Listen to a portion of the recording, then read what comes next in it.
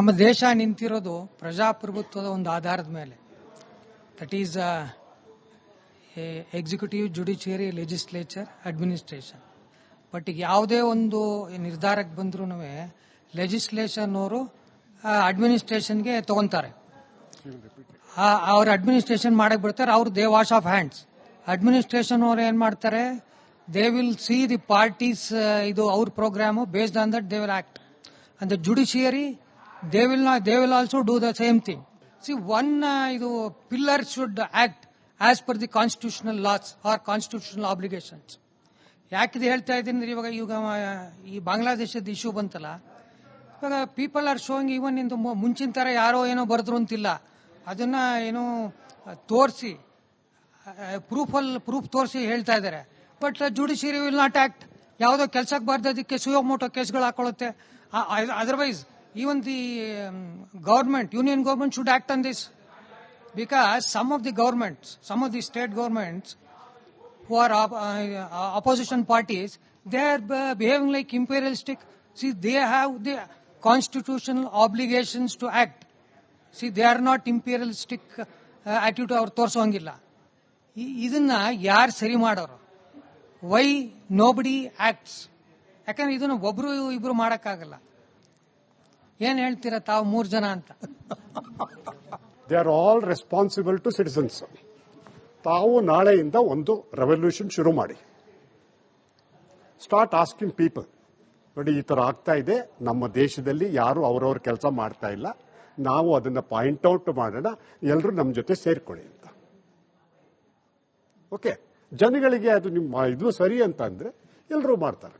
C, point out ಮಾಡೋದು it is very easy. ಅವ್ರು ಸರಿ ಮಾಡ್ತಾ ಇಲ್ಲ, ಇವ್ರು ಸರಿ ಮಾಡ್ತಾ ಇಲ್ಲ ಅಂತ ಅಂದ್ಬಿಟ್ಟು. ಓಕೆ, ಹಾಗನ್ಬಿಟ್ಟು ಪೊಲಿಟಿಕಲ್ ಆಗಿ ಮಾಡ್ತಾ ಇರುವಾಗ there is a typical, already there is ಒಂದು ಇದು ತಂದಿದ್ದಾರೆ, ಆ ಕಡೆಯಿಂದ ರೆಫ್ಯೂಜೀಸ್ ಬಂದ್ರೆ ಈ ತರ ಇದ್ರೆ, ಈ ತರ ಕಂಡೀಷನ್ಸ್ ಇದ್ರೆ ದೇ ಕುಡ್ ಕಮ್ ಅಂತ. Okay, judiciary according to constitution ಏನಿದೆ ಅದನ್ನ ಕೊಡ್ತಾ ಇದ್ದಾರೆ. ಕೊಡ್ತಾ ಇಲ್ಲ ಅಂತ ಹೇಗೆ ಹೇಳ್ತೀರಾ ನೀವು? ದಟ್ಸ್ ಯುವರ್ ಒಪಿನಿಯನ್ ಅಲ್ವಾ? ಸೊ ನೀವು ಪ್ರಜೆಗಳಿದ್ದೀರಾ, ನಿಮ್ಮದು ರೆಸ್ಪಾನ್ಸಿಬಿಲಿಟಿ ಇರುತ್ತೆ. ಸೊ ನೀವೆಲ್ಲ ಒಂದು 10 ಜನ ತಗೊಂಡು, okay, let us start A movement, let us get these people out, ಶುರು ಮಾಡಿ. ಇವಾಗ ಎಲ್ಲ ಯುವಕರ ಪರವಾಗಿ ನಾನು ಕೇಳೋದೇನು ಅಂದ್ರೆ, POK ಭಾರತ ಇದು ಪಾಕಿಸ್ತಾನ ಆಕ್ರಮಿತ ಕಾಶ್ಮೀರನ್ನ ಪಡ್ಕೊಳ್ತೀವಿ, ಬಟ್ ಎಷ್ಟು ಬೇಗ ನಾವು ಪಡ್ಕೊಳ್ತೀವಿ ಅನ್ನೋದು ಒಂದು ಪ್ರಶ್ನೆ ಸರ್. ನೋಡಿ, POK ಇದೆಯಲ್ಲ, ಪಾಕಿಸ್ತಾನ ಆಕ್ಯುಪೈಡ್ ಕಾಶ್ಮೀರ ಅಂತ ನಾವು ಹೇಳ್ತೀವಿ, ಅದು ನಾರ್ದರ್ನ್ ಏರಿಯಾಸ್ ಎಲ್ಲ ಇದೆ. ನಾನು ಪಾಕಿಸ್ತಾನದಲ್ಲೂ ಕೂಡ ಸರ್ವ್ ಮಾಡಿದ್ದೀನಿ. ಅಲ್ಲಿ ಏನು ಅಂದ್ರೆ, ಅದು ಫಿಸಿಕಲ್ ಆಗಿ ಜಿಯೋಗ್ರಾಫಿಕಲ್ ಏರಿಯಾನ ಆಕ್ಯುಪೈ ಮಾಡ್ಕೊಳ್ಳೋದಲ್ಲ. ಆಕ್ಯುಪೈ ಮಾಡ್ಕೊಂಡ ಮೇಲೆ ಆ ಜನತೆ ಇರ್ತಾರಲ್ಲ, ಅವರು ನಿಮ್ಮವ್ರು ಆಗ್ಬೇಕು, ಅವಾಗ್ಲೇನೆ ಅದು ನಿಮ್ಮವ್ರು ಆಗೋದು. ಇಲ್ಲದೆ ಇದ್ರೆ ನೀವು ಎಷ್ಟೇ ಫೋರ್ಸ್ ಇಟ್ಕೊಂಡು ನೀವು ಬೇರೆ ಇದಕ್ಕೆ ಹೋದ್ರೆ, ಅಲ್ಲಿ ಹೋದ್ರೆ ಅಲ್ಲಿಂದ ಅಪೋಸಿಷನ್ ಇದ್ದೇ ಇರುತ್ತೆ, ಪ್ರಾಬ್ಲಮ್ಸ್ ಇದ್ದೇ ಇರುತ್ತೆ. ಅದ್ರ ಜೊತೆಗೆ ಪಾಕಿಸ್ತಾನ ಅಲ್ಲಿ ಪ್ರಾಬ್ಲಮ್ಸ್ ಜಾಸ್ತಿ ಕ್ರಿಯೇಟ್ ಮಾಡೋಷ್ಟು ಆಪರ್ಚುನಿಟೀಸ್ ಇದ್ದೇ ಇರುತ್ತೆ. ಈಗ ಏನಾಗ್ತಾ ಇದೆ ಅಲ್ಲಿ ಪಾಕಿಸ್ತಾನ ಆಕ್ಯುಪೈಡ್ ಕಾಶ್ಮೀರಲ್ಲಿ ಈಗ ಸುಮಾರು ಕೆಲವು ತಿಂಗಳುಗಳಿಂದ ಏನು ಅಂದ್ರೆ, ಅವ್ರಿಗೆಲ್ಲ ಗೊತ್ತಾಗ್ತಾ ಇದೆ, ಈ ಕಡೆ ಇರೋದು ನಮ್ಮಲ್ಲಿ ಇರೋ ಜಮ್ಮು ಅಂಡ್ ಕಾಶ್ಮೀರು, ಅಲ್ಲಿ ಜನಗಳೆಲ್ಲ ಎಜುಕೇಟ್ ಆಗ್ತಾ ಇದ್ದಾರೆ, ಡೆವಲಪ್ಮೆಂಟ್ ಆಗ್ತಾ ಇದೆ, ಎಕನಾಮಿಕ್ ಡೆವಲಪ್ಮೆಂಟು, ಫ್ರೀಡಮ್ ಇದೆ, ಇದೆಲ್ಲ ಗೊತ್ತಾಗ್ತಾ ಇದೆ. ಅವ್ರಿಗೆ ಅದೆಲ್ಲ ಸಿಗ್ತಾ ಇಲ್ಲ. ಆದ್ರಿಂದ ಆಲ್ರೆಡಿ ಅಜಿಟೇಷನ್ಗಳು ಶುರುವಾಗಿದೆ ಅಲ್ಲಿ. ಓಕೆ, ಈ ಅಜಿಟೇಷನ್ಗಳು ಇನ್ನು ಸ್ವಲ್ಪ ಜಾಸ್ತಿಯಾಗಿ ಅವ್ರಿಗೇನೆ, ಯಾಕಂದ್ರೆ ಅವ್ರನ್ನ ಪಾಕಿಸ್ತಾನ ಆಕ್ಯುಪೈಡ್, ಅವ್ರು ಅದೇ ತರ ರಿಪ್ರೆಸ್ ಮಾಡ್ಕೊಂಡೇ ಇರೋದು ಅದನ್ನ. ಅಲ್ಲಿ ಅವರಿಗೆ ಗೊತ್ತಾದ ದಿವಸ ಈ ತರ ಮಾಡ್ತಾ ಇರೋದು ಅಂತ ಅವರು ಪಾಕಿಸ್ತಾನಿಗೆ ಎದುರು ಬೀಳ್ತಾರೆ. ಆ ಸಮಯದಲ್ಲಿ ಅದು Pakistan occupied Kashmir can get into India. By force ಹೋಗ್ಬಿಟ್ಟು ಆಕ್ಯುಪೈ ಮಾಡಿಕೊಂಡು ನೀವೇನು ಮಾಡೋಕ್ಕಾಗಲ್ಲ. ಅಲ್ಲಿ ಫಸ್ಟ್ ಪಾಕಿಸ್ತಾನ ಆಕ್ಯುಪೈಡ್ ಕಾಶ್ಮೀರ್ ಏನು ಅಂತ ನೀವು ಅರ್ಥ ಮಾಡ್ಕೋಬೇಕು, ಅದು important. 5700 kilometers area, it is illegally occupied by Pakistan. ಅದರಲ್ಲಿ close to 2000 square kilometers, including Sakshgam Valley, is illegally acceded to China by Pakistan.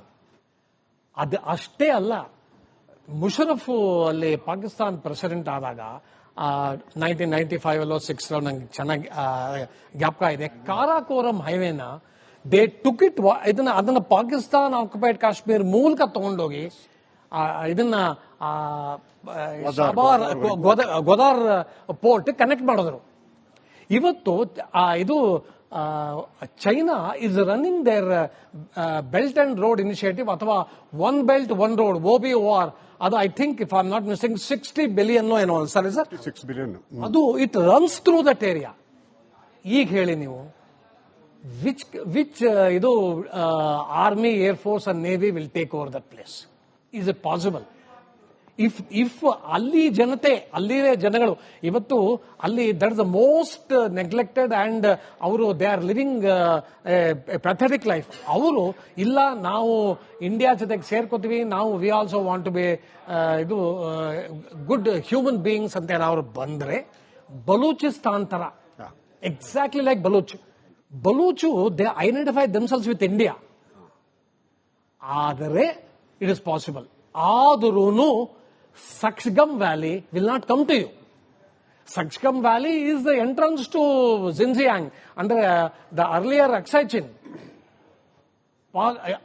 Chinese Kutiyaralli. So it is a sikkapate complicated equation. So, nalane POK ತಗೊಂಡ್ಬಿಡ್ತೀನಿ and ಅದೆಲ್ಲ mountainous, totally mountainous ಅಲ್ಲಿ. ದಯವಿಟ್ಟು don't even think about it. Yes, ಇದನ್ನ ಕೆಲವು statements ಬರ್ತಾ ಇರುತ್ತೆ, ಅದನ್ನ ನಾವು ನೋಡಿಕೊಂಡು ಸರಿಯಾಗಿ ಅದನ್ನ ಅರ್ಥ ಮಾಡ್ಕೋಬೇಕಷ್ಟೆ, ಕೇಳ್ಕೊಂಡು. ಕಂಪಲ್ಸರಿ ಮಿಲಿಟರಿ ಸರ್ವಿಸ್ ನಮ್ಮ ದೇಶದಲ್ಲಿ ಇಂಪ್ಲಿಮೆಂಟ್ ಆಗೋ ಸಾಧ್ಯತೆ ಇದೆಯಾ ಅಥವಾ ಅವಶ್ಯಕತೆ ಇದೆಯಾ ಈಗಿನ ಪರಿಸ್ಥಿತಿನಲ್ಲಿ?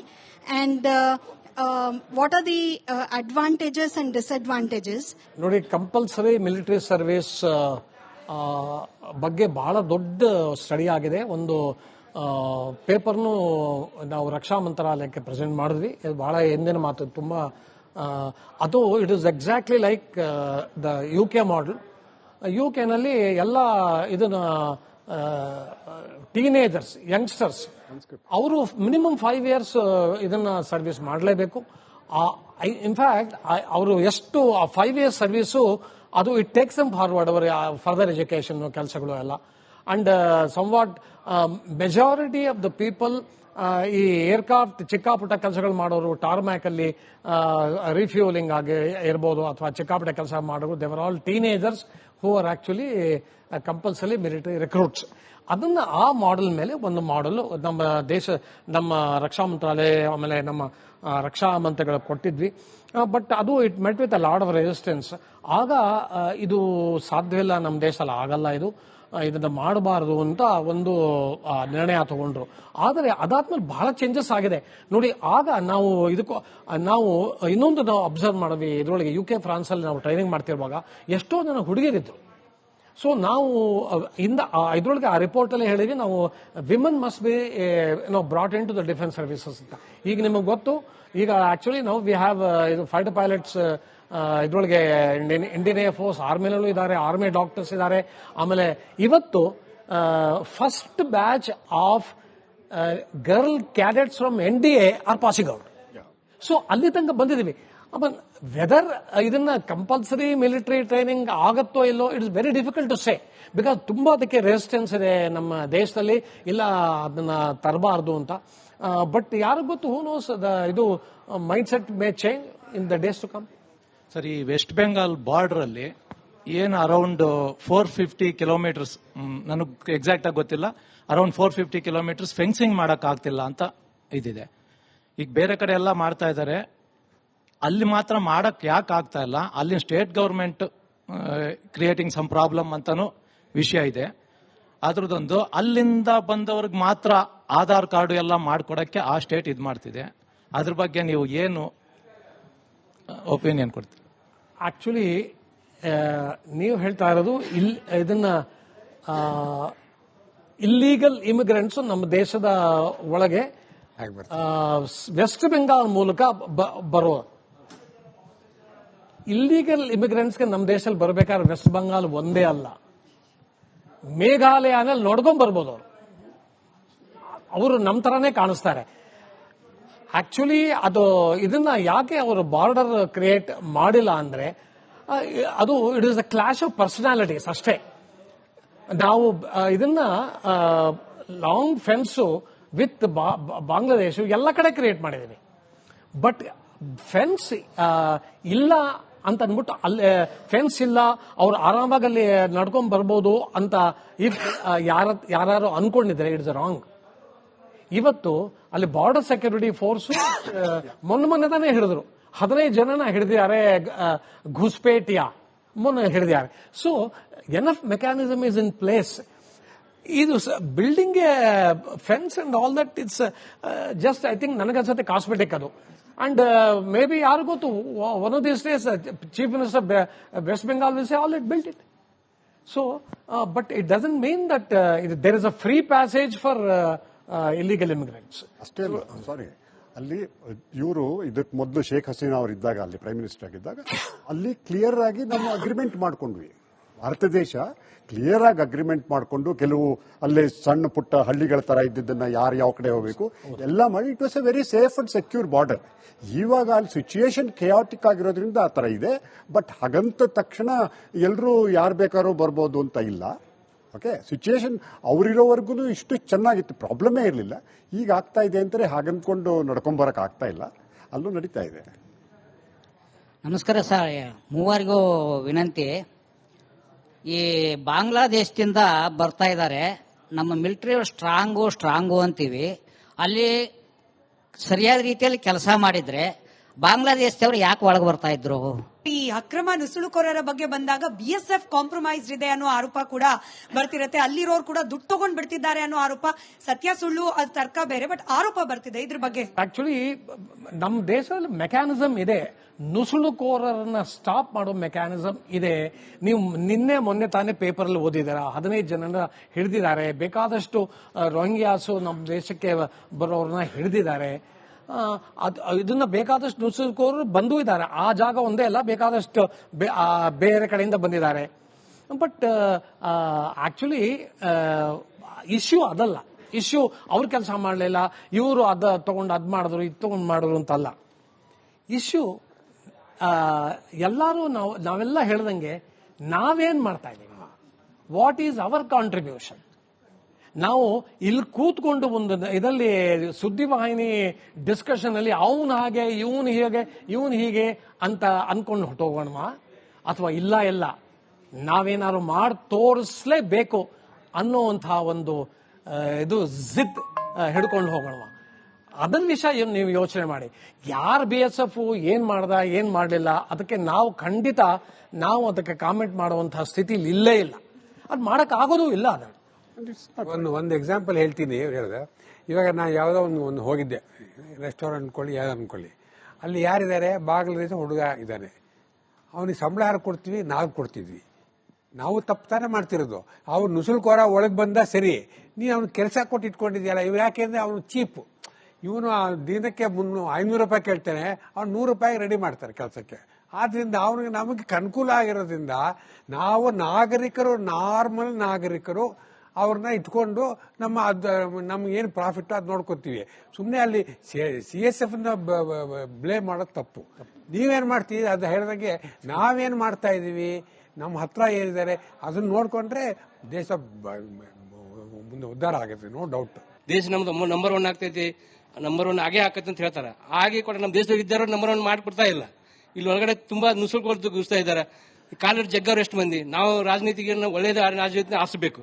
ನಮ್ಮಲ್ಲಿ ತಪ್ಪು ಮೊದಲು ನಾವು ಮಿಲಿಟರಿ ಅವರೇ ದೇಶ ರಕ್ಷಣೆ ಮಾಡಕ್ಕಾಗಲ್ಲ. ನಮ್ಗೆ ಸಪೋರ್ಟ್ ಮಾಡಬೇಕು ಸಿವಿಲಿಯನ್. ಎಲ್ಲರೂ ಮಾಡಿದ್ರೆ ನಮ್ಗೆ ದೇಶ ಹೊತ್ತಿಗೆ ಏನೋ ಬಂದ್ರಪ್ಪ ಅಂದ್ರೆ ನಾವು ದೇಶಕ್ಕೆ ನಾವು ದೇಶ ಇದ್ರೆ ನಾವು ಇರ್ತೀವಿ, ಸಿವಿಲಿಯನ್ ಇರ್ತಾರೆ. ಓನ್ಲಿ ಮಿಲಿಟೆಂಟ್ ಇರಬೇಕು, BSF ಮಾಡಬೇಕು, ಪೊಲೀಸ್ ಮಾಡ್ಬೇಕಂದ್ರೆ ಆಗಲ್ಲ. ಈ ಪೊಲೀಸ್ಗೆ ಯಾರು ಪಬ್ಲಿಕ್ ಸಪೋರ್ಟ್ ಮಾಡಬೇಕು. ಮಿಲಿಟರಿ ಅವರಿಗೆ ಎಲ್ಲ ಸಪೋರ್ಟ್ ಮಾಡಿದ್ರೆ ನಮ್ಮ ದೇಶ ರಕ್ಷಣೆ ಆಗುತ್ತೆ. ಇಲ್ಲ ನಾವು ಯಾರಿಗೆ 1000-2000 ರೂಪಾಯಿದವರಿಗೆ ಓಟ್ ಹಾಕ್ತೀವಿ, ಅವರೇ ನಮ್ಗೆ ಎಲ್ಲರೂ ಹೊರನಲ್ಲಿ ಕರ್ಕೊಂಡ್ಬಂದು ಆಳಿಸ್ತಾರೆ. ಈ ಬಂಗಾಳದಲ್ಲಿ ನಾನು ಶಿಲಿಗುಡಿ ಅಂತ ಇದ್ದೆ, ತುಂಬಾ ಏರಿಯಾ ಮಮತಾ ಬ್ಯಾನರ್ಜಿ ತಮ್ಮ ಓಟ್ಗೋಸ್ಕರ ಸಾಕಿದ್ದಾಳೆ ಅವ್ರನ್ನ. ಅವಳು ಅದ್ರ ಮೇಲೆ ಸರ್ಕಾರ ಇರ್ತೈತಿ. ಅದರಂತೆ ಈ ಬೆಂಗಳೂರಲ್ಲಿ ಹಿಂಗೆ ಇದೆ. ಆದ್ರೇನು ಅದನ್ನ ನಮ್ಗಷ್ಟೇ ಗೊತ್ತು, ಎಲ್ಲ ಪಬ್ಲಿಕ್ ಗೊತ್ತಿದೆ. ಬಟ್ ಅದನ್ನೆಲ್ಲ ರಾಜನೀತಿ ತಮ್ಮ ವೋಟ್ ಬ್ಯಾಂಕ್ಗೋಸ್ಕರ ಅವ್ರನ್ನ ಸಲಹೆ ಇಟ್ಟಿದ್ದಾರೆ. ಅವ್ರಿಗೆ ಓಟ್ ಹಾಕ್ಬೇಕು, ಅವರೇ ಇದು ಮಾಡ್ಬೇಕು ಅಂತೇಳಿ. ಅದಕ್ಕೆ ನಮ್ಮ ಭಾರತನ ಯಾಕೆ ಮುಂದ್ ಮಾಡಿಬಿಡಲ್ಲ. ಅದನ್ನ ನಾವೆಲ್ಲ ಪಬ್ಲಿಕ್ ಸಪೋರ್ಟ್ ಮಾಡ್ಬೇಕು, ಮಿಲಿಟರಿ ಅವರು ಸಪೋರ್ಟ್ ಮಾಡ್ಬೇಕು. ಎಲ್ಲರೂ ದೇಶಕ್ಕೆ ಏನಾರು ಬಂತಪ್ಪ ಅಂದ್ರೆ ನಾವು ಒಟ್ಟಾಗಿ ಹೋರಾಡಬೇಕು. ಅಂದ್ರೆ ನಾವು ಉಳಿತೇವಿ. ನಾವು ಉಳಿದ್ರೆ ದೇಶ ಉಳಿತೈತಿ, ನಮ್ಮ ಸ್ಟೇಟ್ ಉಳಿತೈತಿ. ಇಲ್ಲ ಅಂದ್ರೆ ನಮ್ಮೊಳಗೆ ನುಸುಳುಕೋರು ಇಲ್ಲೇ ಮಗಳದಾರ, ಗೊತ್ತಿದೆಯಾ ಯಾರು ಏನ್ ಮಾಡ್ತಾರಂತ. ಇಲ್ಲಿ ಕೇಳ್ಕೊಂಡು ಯಾರು ಹೇಳ್ತಾರ. ನಿಮ್ದು ಏನ್ ಕಮ್ಮಿ ಅನ್ನೋದು ಅವ್ರಿಗೆ ಗೊತ್ತಿರ್ತೈತಿ. ಮನುಷ್ಯನಲ್ಲಿ ಕಮ್ಮಿ ತಿಳ್ಕೊತಾರ ಅವರು. ಇಂಡಿಯಾ ಅನ್ನೋದು ಇಷ್ಟು ದೊಡ್ಡ ದೇಶ ಕರೆ, ಬಟ್ ನಮ್ಮಲ್ಲಿ ಒಕ್ಕಟ್ಟಿಲ್ಲ. ಈ ಬಳ್ಳ ಇಷ್ಟಿದೆ, ಇದರಲ್ಲಿ ಎಲ್ಲ ನಾವು ಬೇರೆ ನೀ ಬೇರೆ, ದೊಡ್ಡವ ಸಣ್ಣವ ಅಂತಾರೆ. ಇದು ಒಕ್ಕಟ್ಟಿಲ್ಲ. ಇದು ಒಕ್ಕಟ್ಟಿದ್ರೆ ಬೇಕಾದ್ ಮಾಡ್ಬೋದು. ಅದಕ್ಕೆ ನಿಮ್ಮಂತ ವಿನಂತಿ, ಇದೊಂದು ವಿನಂತಿ ಮಾಡಿ. Thank you. ಒಟ್ಟಾರೆ ಯುರೋಪಿಯನ್ ಯೂನಿಯನ್ ಹಾಗೆ ಭಾರತ ಅಲ್ಲಿಂದ ಪ್ರಾರಂಭವಾಗಿ ಅಕ್ರಮ ಬಾಂಗ್ಲಾದೇಶಿ ನುಸುಳುಕೋರರ ತನಕ ಬಂದು ನಾಗರಿಕ ಪ್ರಜ್ಞೆ, ನಾಗರಿಕರ ಕರ್ತವ್ಯದವರೆಗೆ ಸಮಗ್ರ ವಿಚಾರಗಳ ಬಗ್ಗೆ ಚರ್ಚೆ ಮಾಡಿದ್ವಿ. ಹಾಗೆ ತಾವೆಲ್ಲರೂ ಕೂಡ, ತಾವು 3 ಜನ ಎಸ್ಪೆಷಲಿ ನಿಮ್ಮ ಅನುಭವದ ಮಾತುಗಳನ್ನ ಹಾಗೆ ಸದ್ಯದ ವಸ್ತು ಸ್ಥಿತಿಯನ್ನ ನಮ್ಮ ವೀಕ್ಷಕರವರೆಗೆ ತಲುಪಿಸಿದ್ರಿ. ಧನ್ಯವಾದ ನಿಮ್ಮ 3 ಜನರ ಸಮಯ ಹಾಗೆ ನಮ್ಮ ಕಾರ್ಯಕ್ರಮದಲ್ಲಿ ಭಾಗಿಯಾಗಿದ್ದಕ್ಕಾಗಿ. ಹಾಗೆ ತಮ್ಮೆಲ್ಲರಿಗೂ ಧನ್ಯವಾದ ಕಾರ್ಯಕ್ರಮದಲ್ಲಿ ಭಾಗಿಯಾಗಿದ್ದಕ್ಕೆ. ಇದಾಗಿತ್ತು ಇವತ್ತಿನ ಮಹಾಭಾರತ ಕಾರ್ಯಕ್ರಮ. ನೋಡ್ತಾ ಇರಿ ರಿಪಬ್ಲಿಕ್ ಕನ್ನಡ, ಇದು ನಿಮ್ಮ ಧ್ವನಿ.